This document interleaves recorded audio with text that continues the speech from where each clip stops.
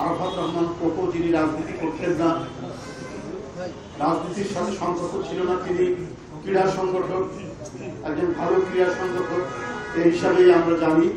কিন্তু তার মৃত্যু, আবারও বলছি, এটা কোন স্বাভাবিক মৃত্যু ছিল না।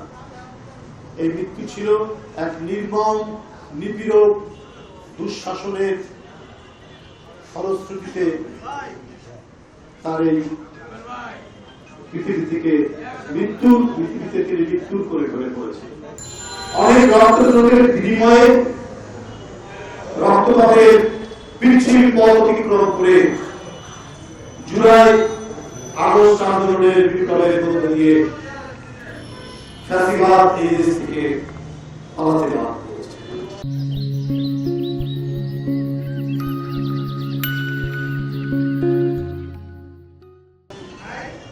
আইন শৃঙ্খলা বাহিনী, যুবলীগ, ছাত্রলীগ, তার নানাবিধ বাহিনী, তারা সশস্ত্র, কেউ ছিল হেলমেট বাহিনী, অত্যাচারের বিভিন্ন রূপ আমরা দেখেছি। আয়না ঘর থেকে শুরু করে রিমান্ডের নামে নির্যাতন, এত কিছু করার পরও জনতার উত্তাল এবং গণতন্ত্র মানুষের রাজপথে বেরিয়ে যখন আসে, তখন শেখ হাসিনা নিতে পারেনি, তাকে পালিয়ে দিতে পেরেছে। যারা জনগণের নেতাদের উপর অত্যাচার করে, যারা জনগণের উপর অত্যাচার করে, জনগণের কথা বলতে দিকে যারা দ্বিধাবোধ করে এবং এই কারণে যারা নিপীড়ন চালায়, আলটিমেটলি তাদেরকে পালিয়ে দিতে হবে, ভীত শিকারের মতো তাদের পালাতে হবে। সেই দৃষ্টান্ত দেশবাসী দেখল 5ই আগস্ট। এটাই হচ্ছে প্রকৃতির নিয়ম, এটাই হচ্ছে আল্লাহর বিধান। তিনি কাজ করছিলেন, তিনি যেতে চেয়েছিলেন তার নিজ গ্রামের বাড়ি বগুড়া জেলা এবং শহীদ আবু সাঈদের কবরে।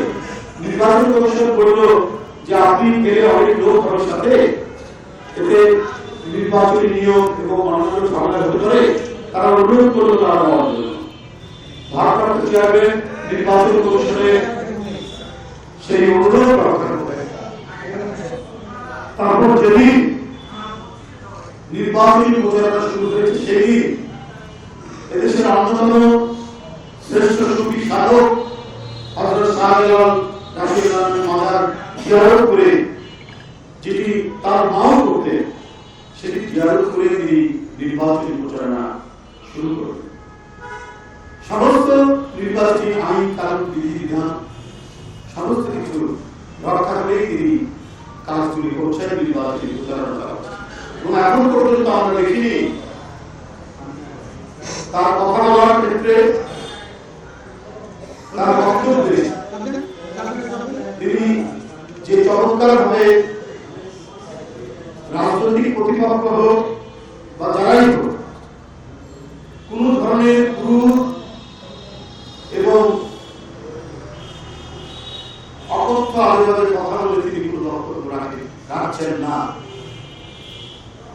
যে ডিসেন্ট এবং স্বাধীন বক্তব্যে দিয়ে দিচ্ছেন বিভিন্ন নির্বাচনী প্রচারণা, এটা সবাই বলছেন, সাংবাদিকরা দিচ্ছেন, আমরা বিভিন্ন জায়গা থেকে দেখেছি। কিন্তু কেউ কেউ অযথা বিভ্রান্তি তৈরি করার জন্য খুদ ধরতে সব সময় যেন চেষ্টা চালিয়ে যাচ্ছে,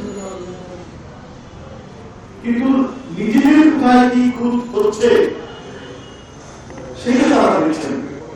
কেন? যে বাংলাদেশের জনসমর্থিত একটি বিশাল দল, তার নেতা তারেক রহমান, তাকে এক নজর দেখার জন্য রাস্তাঘাটে কিন্তু ভিড় হতেই পারে, বিশাল মানুষের সমাগম হচ্ছে, কিন্তু নির্বাচনী প্রচারণার যে নিয়ম সেটাই তিনি দেশে ন্যায় বিচার প্রতিষ্ঠার জন্য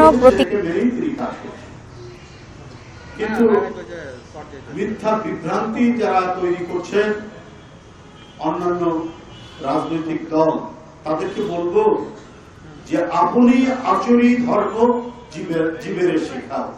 আপনারা কি করছেন না করছেন এটা কিন্তু মানুষ দেখছে হর মানুষা।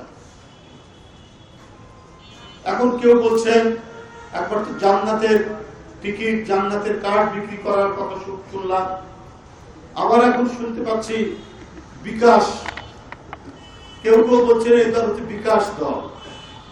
বিকাশ মানে কি? বিকাশ মানে তো আমাদের ডেভেলপমেন্ট, আরেকটা হচ্ছে বিকাশের টাকা পাঠানো যায়।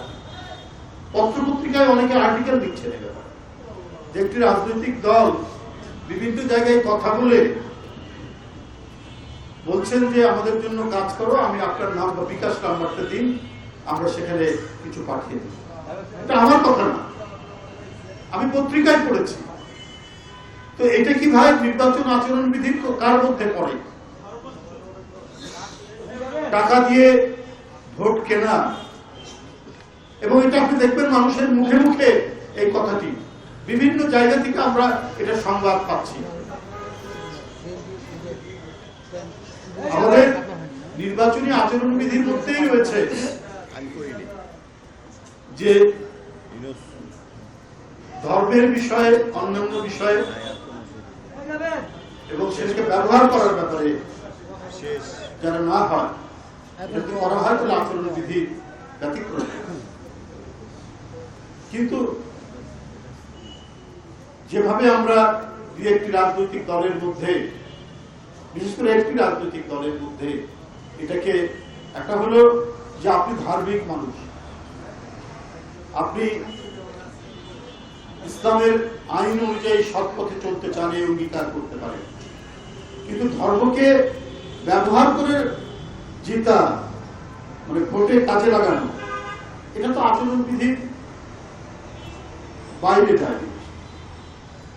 তা আমি মনে করি যে প্রথমেই যে কথাটি বলেছি, যে নিজেরা কি সংযত হন, কিভাবে কোথায় কি কথা বলছেন বা কি কাজ করছেন, বিকাশ কাকে কাকে পাঠাচ্ছে, বিকাশের টাকা, এগুলো কিন্তু অজানা থাকছে না। আমরা অনেক জনসংখ্যার দেশ, দেশটা আয়তনে তো বেশি বড় না, জনসংখ্যার দিক থেকে আমরা বেশ বড় শক্তিশালী দেশ, কিন্তু আমরা একে অপরের প্রত্যেকেরই খোঁজ খবর রাখি। এটা মাথায় রেখেই আমি মনে করব যে যারা অহেতুক বিএনপির বিরুদ্ধে বিভ্রান্তি তৈরি করার জন্য কথা বলছেন, তারা এই বিষয়গুলো লক্ষ্য রেখে সতর্ক থেকে কথা বলবেন, যাতে বড় ধরনের ভুলের মধ্যে পড়ে আপনাদের কোনো মানে বড় ধরনের আইনের বরখেলাপ না হয়। আমরাও কিন্তু সব খোঁজ খবর রাখছি, খেয়াল রাখছি।